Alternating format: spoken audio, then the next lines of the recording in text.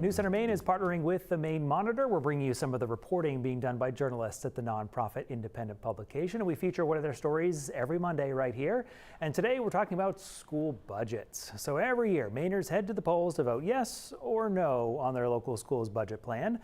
Many of those budgets succeed. This year, a handful of school board members were sent back to the drawing board to make some changes multiple times. So here to talk more about that process and how it all works is Christian Morvik. Great to see you, reporter from the Maine-Monitor. We're always talking schools when we have you in here, so good to have you here. So let's start with some of the reasons, because I imagine it's not just money talk, but some of the reasons voters would say no to their school budget proposal. Yeah, so this year, a lot of the underlying reason was money, but there are a lot of little nuances that can make voters kind of hit no when they actually do go to the polls in June, which of course, for those who don't know, that's the big day that Mainers get out and decide to vote up or down their school budgets. And some of the superintendents that I spoke with this year, out of the handful of school budgets that got rejected, they pointed to a couple little catalysts that they noticed that kind of make them think that that was maybe primarily the reason why voters rejected their school budgets.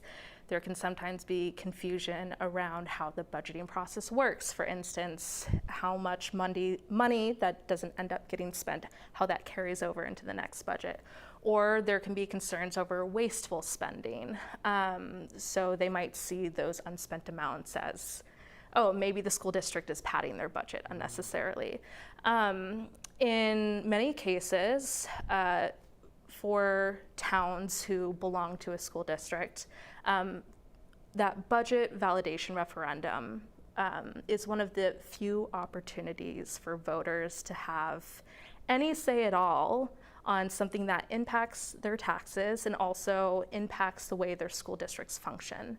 And so it can be a thumbs up or thumbs down on how the district has been operating over the course of the year, or it could just be a thumbs up, thumbs down over tax increases. But it can also get a little bit more nuanced in terms of moving away from finances as to why voters vote no. And I think one really good example of that is MSAD 58, that's located out in kind of western Maine. They cover a handful of towns. And two of those towns have started the process to withdraw from their school districts, which we've talked about before. And that is the procedure of leaving your school district as a town. And there are two more towns who are maybe weighing whether or not to start that process. So there's a lot of contention around belonging to the school district, which the superintendent, when I spoke with her, she said that that was definitely a factor that played into the way people voted.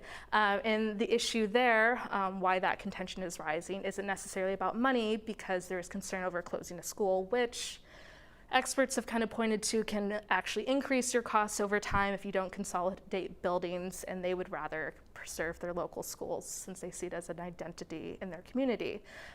So short answer, it's very nuanced as to why voters say no, but the main reason for many cases is because of the rising cost of schooling. Just what it takes to do that. Yes, exactly. So interesting that it can actually be a reflection of how the community feels about the bigger picture happening in their town, not just what is the dollar amount on that.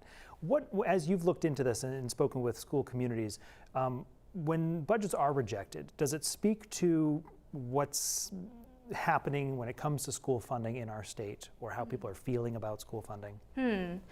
How, in terms of the conversation surrounding school funding? Yeah, it's tricky. So, you know, when that vote of no happens, that is a very clear message from your local community that they're unhappy with how things are going, and superintendents have to solve that issue locally.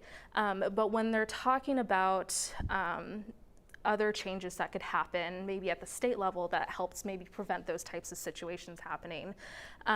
Superintendents have pointed to the need to make adjustments in the state's funding model for education. So we have the Essential Programs and Services formula that determines what the state contributes to school districts and what the towns are left to pay for, essentially.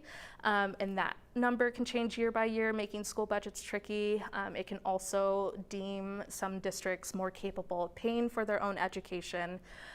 If their valuations are high, and valuations of course can rise, but median wages may not, so that can be tricky. There's also been conversations around looking at how we fund school construction projects, which can sometimes factor into budget conversations. And that's happening within Governor Mills' office with the School Construction Commission. But then of course there's the federal funding uncertainty, which everybody's thinking, there, right? yes, everybody's thinking about that. And while superintendents and school administrators have a lot of faith that ultimately they will get funding that has been delayed this year, that does kind of throw a wrench into the works when it comes to having conversations about budgets. Some people I've spoken with say that it would be so unprecedented not to get that funding that they don't even know what that would look like if we don't get it. Where you can go from there. Exactly, but they said that the changes that they would have to make could be drastic. And everything you just said speaks to the nuances of all those things, that it's about so much more than just a dollar on the budget line. Christian, you get really into the nitty-gritty on our schools, which impacts all of our communities, so we appreciate the work you're doing, and thanks for coming in to share that. Oh, thank you for having me. You can see, of course, Christian's work and everything the team's doing online right now at the-maine-monitor.org.